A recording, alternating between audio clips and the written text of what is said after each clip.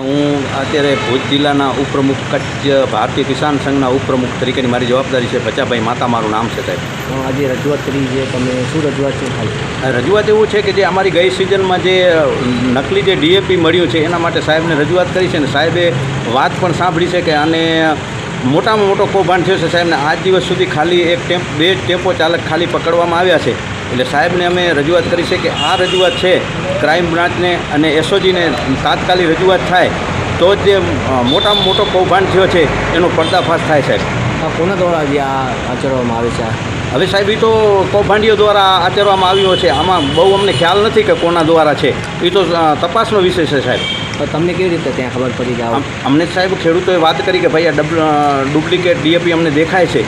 એટલે આપણે ઇફકોના સાહેબને વાત કરી તો ઇફકોના સાહેબે એમ કીધું કે તમે આની તપાસ કરો. તો આપણે કીધું ભાઈ તપાસ અમે કઈ રીતે કરી શકીએ, લેબોરેટરી અમારી પાસે છે નહીં. તો એમણે એમ કીધું કે જે આપણી તાવડી છે જે રોટલા ઘડવાની અમે રોટલી જે બનાવી છે એ તાવડીની અંદર મૂકો તો ખ્યાલ પડી જશે. તો અમે કીધું કઈ રીતે ખ્યાલ પડશે? તો કે જો અમારું અસલી ડીએપી હશે તો પીગળવા માંડશે અને જો નકલી હશે તો ફટાક્યું થશે. એટલે સાહેબ ફટાક્યું થયું એટલે અમને ખબર પડી કે આ નકલી ડીએપી છે. અને સાહેબ મોટામાં મોટી અત્યારે ખેડૂતોને મોટામાં મોટી નુકસાની થઈ રહી છે. બધાએ ખેડૂતો બચારાએ ધ્યાને નહોતું મળતું એણે ઘણામાં ઘણું વાપર્યું છે અને પૂરતા પૈસા દઈને સાહેબ આપ્યું છે. અંદર રજૂઆત કરી, શું તમને મળ્યું આશ્વાસન? હા, સાહેબે એમ કીધું છે કે હું ચોક્કસ તરિયા સુધી એની પૂરેપૂરી તપાસ કરાવી છે એવી અમને ધારણા આપી છે, આશ્વાસન આપ્યું છે.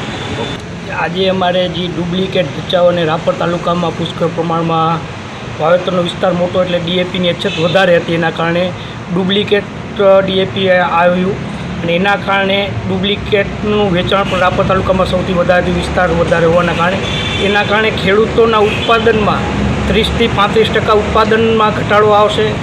અને બીજું જો આ ડીએપીને આના ડુપ્લિકેટને નહીં ગોતવામાં આવે તો આના કારણે આવતા વર્ષોમાં પણ આ કૌભાંડિયા મોટું કૌભાંડ કરશે અને દર વર્ષે ખેડૂતોને આ ડીએપી ડુપ્લિકેટ વાપરવાના કારણે ઉત્પાદનમાં ઘણો ફરક આર્થિક ફટકો પડે એમ છે.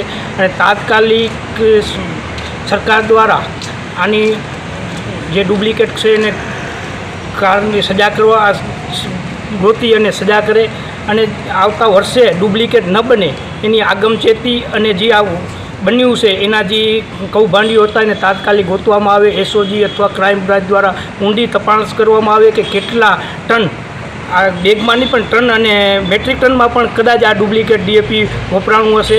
અને ઇફકો કોઈ એવી જે આમને ડુપ્લિકેટ માહિતી પડે એવી કોઈ થેલી બનાવતું નથી અને ડુપ્લિકેટ ખેડૂતો વાપરે એના મોલમાં પીરાશ હોય છે અને એનું વિકાસ ઓછો હોય છે. એના કારણે જે ડુપ્લિકેટ છે એના કારણે આવતા જે આ વર્ષમાં જેમાં ડુપ્લિકેટ વાવેતર થયું છે એના મોલમાં ઉત્પાદનમાં ઓછું જ છે.